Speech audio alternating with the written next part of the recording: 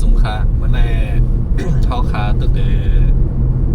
ออกตั้งขนาดเขาเดี๋ยวมือหลีปล่อยสั่งลองเวงไล่คาในขนาดเดี๋ยวได้เขาตึกออกเมียงสอนมืออยู่คำในเขาเดี๋ยวมือนอนที่หัวมือหมดพวกเขาเดี๋ยวออกมือเต็มเจ้าเลยค่ะกำเขามือด้วยว่าเนื้อเสียตาสายตั้งเขาออกมือเลยได้ปนกันละลายในมือมีอย่างปันเขาด้วยพองในขนาดจะได้อนุทบกันครับ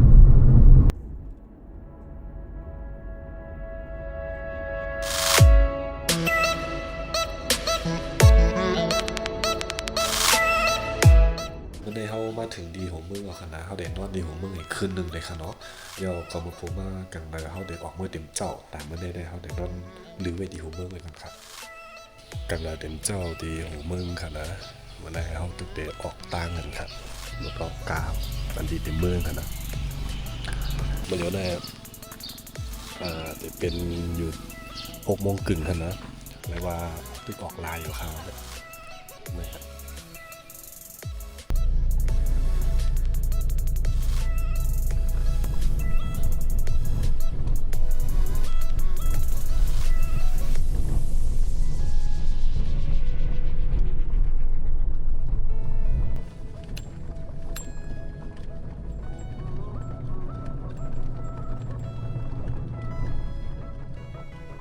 เอาครับเมื่อเร็วก็มาถึงที่หิมหลอยโค้งเลยค่ะนะตึกเดลงมาตั้งหลอยโค้งค่ะเนาะเมื่อเร็วก็ตั้งมันก็กว้างเลยมันกูปลอกอินค่ะนะเขาอย่างเราเตยว่าเส้นตั้งลงหลอยโค้งเลยเป็นเจือกขึ้นในค่ะนะนี่ค่ะโอ้ตัวนั้นไต้หวันทางเท้าเลยทางไกลอยู่ค่ะไปถึงได้ง่ายๆทางลงมาถึงหิมหลอยโค้งตั้งกลางกว้างๆอยู่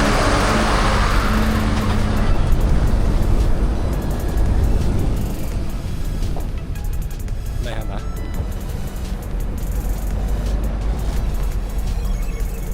ทำดีนะครับ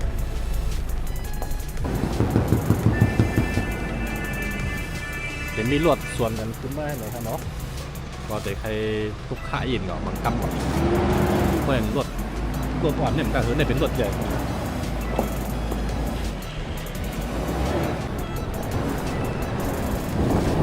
นี่ลึกมากเลยนะครับเนี่ยห้วยนี่ลึกมากเลยภูเขาก็ใหญ่มากสูงเลยนะครับก็หวาดเสียวหนักกลัวอยู่นิดหน่อยอยู่นะว้าว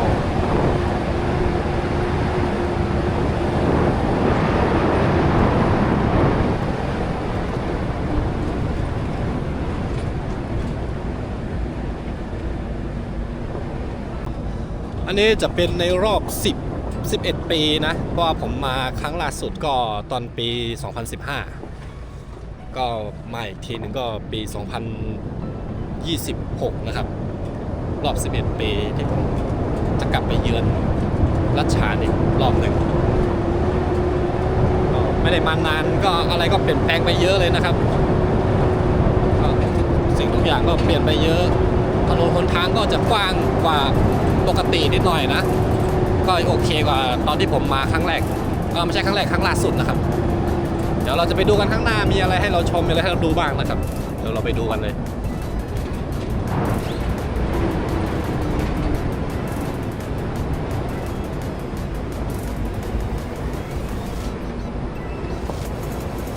เมื่อเร็วค่ะก็มามีจอมหิมลอยผังโค้งเลยครับนะก็ได้มากหึงแล้วครับทำมากมือปอกลื่นสุดกว่ามือปี2015ครับเนาะเมื่อเร็วมากก็เส้นตาสายตั้งเลยก็หันกว้างขึ้นนะเหมือนกูบอกก็เลยตั้งมันเลยเด็กเก็บนะครับนะเส้นตาสายตั้งเดียวเด็กกว่าครับนะคุณนะโล่งหนูกับตั้งแต่คุณแดงคานะแท่งไกลอยู่ครับก่อนจะถึงที่ตาโค้งครับนะก็ลูกในกว่าได้ฝันมาบอกเขายามบอกก่อนจะถึงจุ่มม่วงเลยพูดครับเนาะก็เขาเปิดคุยกันก่อนครับนี่ครับนี่ฮะแทนเลยโค้งเยอะนะครับเนี่ยเส้นตาสายตั้งลุงอ่ะตั้งไต้หวันก็กูป้องได้เป็นตั้งที่แก็บหน่อยขนาดมันเหลือได้ก็ทันว่ากวางอินเวกันเลยรวด2 กั้นขนาดนี่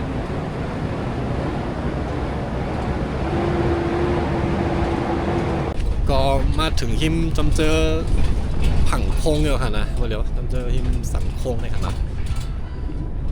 ก็เลยว่าแค่นี้แหละครับ มื่อเร็วก็มาถึงเวทีตาซบเต็งอยู่ค่ะนะกำเขาได้ข้ามโค้งเอาค่ะในค่ะกำเขาได้ข้ามด้วยผังโค้งถึงมีรถมีก้าวเวนนำเขาในตาซบเต็งเลยก่อนตอนนี้ข้ามกับผังน้องปุ่นเลยค่ะเนาะจะง่ายๆกับคันเนี่ยถึงมาเปิดคิวมันอยู่นี่ก็ได้เป็นรถที่บนเดียวข้ามโค้งค่ะนะต่างเทือกกว่า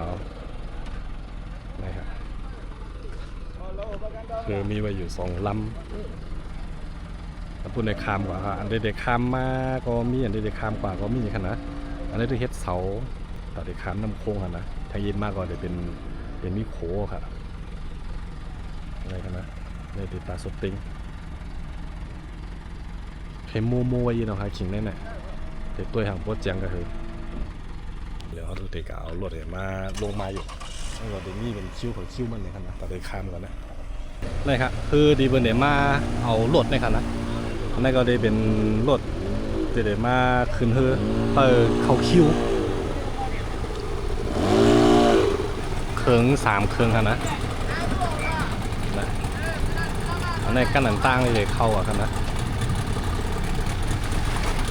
กันที่1ข้ามเฮือ1ก็เป็นรถหลงข้างไหนมันจะอยู่เลยมา2 กั้นใกล้ค่ะนะ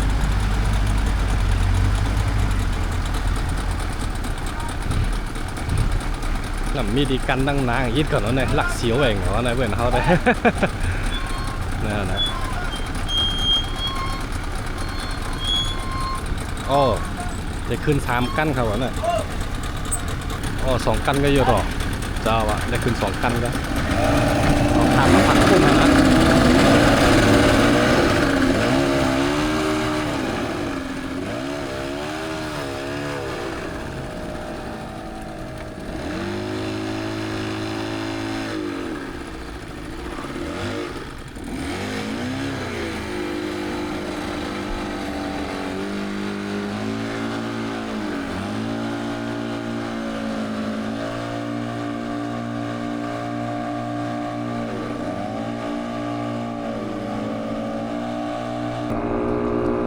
คนขับคืนในก็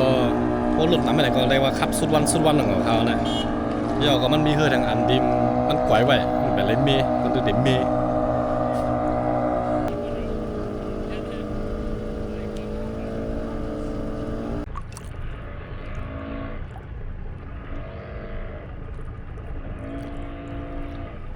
มาเร็วก็ตัวเดย์ข้ามกว่าผังพ้นกันนะ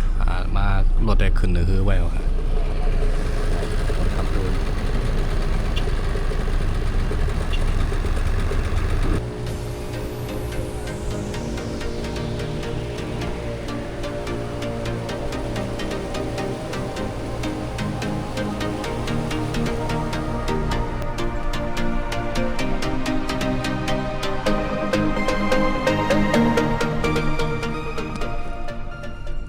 ก็มาถึงอยู่วัดตั้งแล้วค่ะนะลูกผมเบิ่งมาถึงที่ตาโค้งในตกเขาตั้งอยู่ประมาณหมอก3 ชั่วโมงค่ะนะแล้วก็เขามาชมวิวกันที่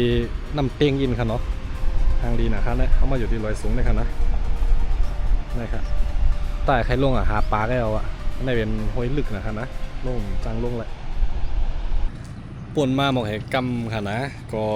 แต่มาเวรหรือกินข้าวจำเจอกลางตั้งไปกลางน้ำแมว1 ข้าวเหนียวไว้เย่าก็อีเม็ดโคเนื้อย่างโคหันนะนี่ค่ะพอตัวเดียยาตัวเขาเลยมากินข้าวหิมผังน้ำเต็งในค่ะนะกัดลีนะฮะก็หนามันโล่งกว่าอะไรนั่นแหละเขาพักเขาค่ะนะนั่นแหละนี่ได้เป็นเขาได้เป็นพักวิถีชีวิตธรรมชาติอันนี้เขาเจ้าก็ไม่ออกมาจ้อมอันนี้ปลาโคนี่อย่างแท้งไหนเนื้อหมูอันนี้เนื้อหมูโคปลาไม่ข้าวเหนียวอันนี้อีเม็ดเอามาส่วนป้อยกันอะไรก็มาไหนมาส่วนพอแต่คนขับรถได้เป็นตื่นเจ้าเขานั่งถ่อมเสียงนำไหลนี่ค่ะก กำแต่กินเขากำนะกินกำผมว่างแล้วหลายกำนี่กับอีเม็ดก็เห็นมีคนแล้วก็เอาเขามากินข้าว ก็คือเขา กินข้าวให้แก่เขามากค่ะ ไหน บางทีละเด่นเนาะ อีเม็ดนะครับอีเม็ดเลย ตักกิน เนื้อยองเนื้อหมูครัวเนื้อยองผมเจออยู่ เดี๋ยวเขาตัวมาจำเงิน จอ เขาตัวมา ก็ให้ผม ตัวอะไรเนี่ย ย่องเลย เคยจังนางเนี่ย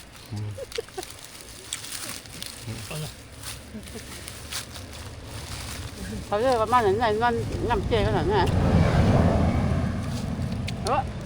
ไปทำที่มึงไง มันเดี๋ยวมือล้างคือแบบนั้น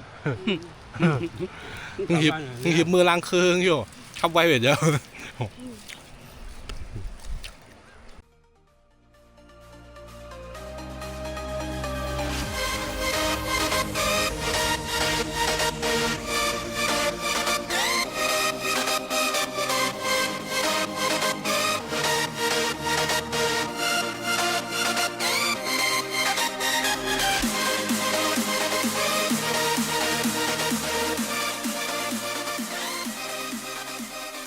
มันเลี้ยวก็ข้าวยามอยู่ที่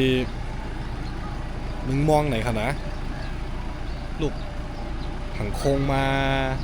เกามองกึ่งมาถึงไกเมืองนายในหนึ่งมองค่ะนะมันเลี้ยวเขาถึงในเมืองนายเขามาส่งถั่วลินค่ะนะนี่ครับเดี๋ยวถั่วลินลงว่างไว้บรรอยู่ตีเบิ้นอิดน้ำมันถั่วลินที่เมืองนายเนี่ยค่ะนะกำเขาเดี๋ยวเขาเตยหงอิดน้ำมันเบิ้นค่ะนะในเมืองนายเดี๋ยวเอาถั่วลินมาลงไว้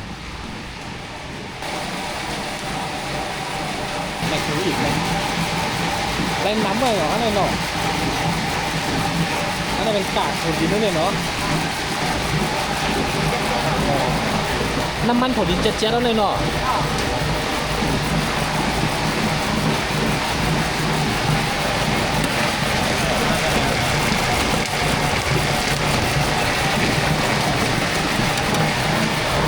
เอาอะไรใส่ขึ้นหลายกั้มคะเนี่ยใส่ขึ้นหลายกั้ม2 กัมเลยเนาะ3 กัมใส่จานเนี่ย อ๋อ 3 กัมอะไรก็ได้นะคะ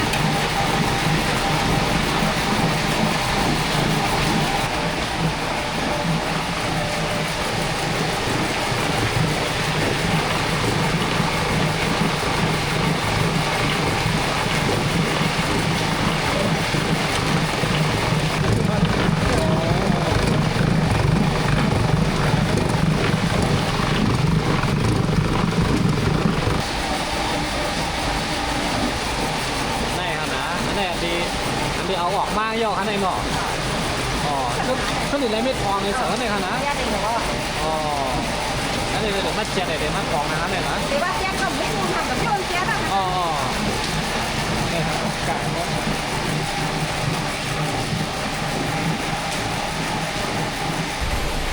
1 พุ่งเลยเป็นใครอยู่1,500 บาทเขาอะนะ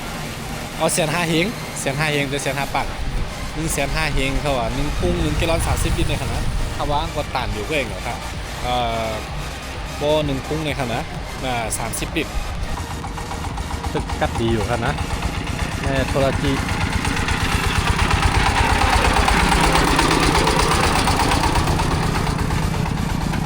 มาถึงเมืองนายก็ต้องในเข้าทางป่าเอาเนี่ยมั่วตัวเหตุการณ์เนี่ยไม่ต้องมาโยกแต่ท้ายต้องไปนะ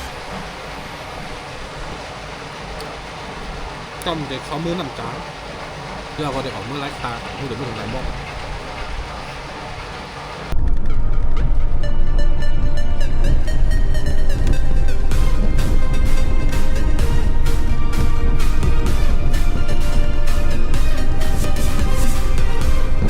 เดี๋ยวก็เข้ามาถึงนี้น้ำจ้า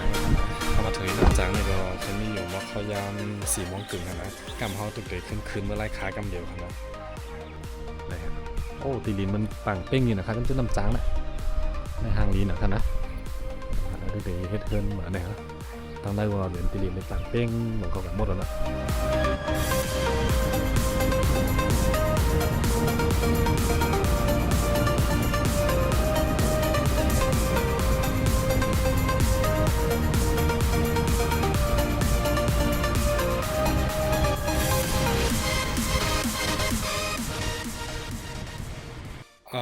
มาถึงไล่ค้ายอคณะมันได้มาถึงยอก็มาถึงมอก7 โมงกลางค่ำค่ะนะก็เลยเรามานอนไว้ดีติโกคาน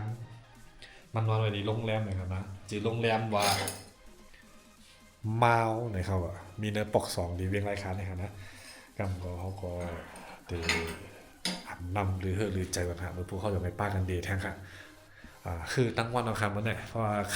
นังรวดมาหลายก็คือนะครับตั้งแต่ผมเมืองคำผังโค้งมาถึงน้ำจางลูกน้ำจางออกมาแทงกำเดียวคือตัวคือคิงโอนนะก็แล้วค่ะเดี๋ยวยันดีขึ้นกันนะจะขึ้นครบทบกันแทงครับ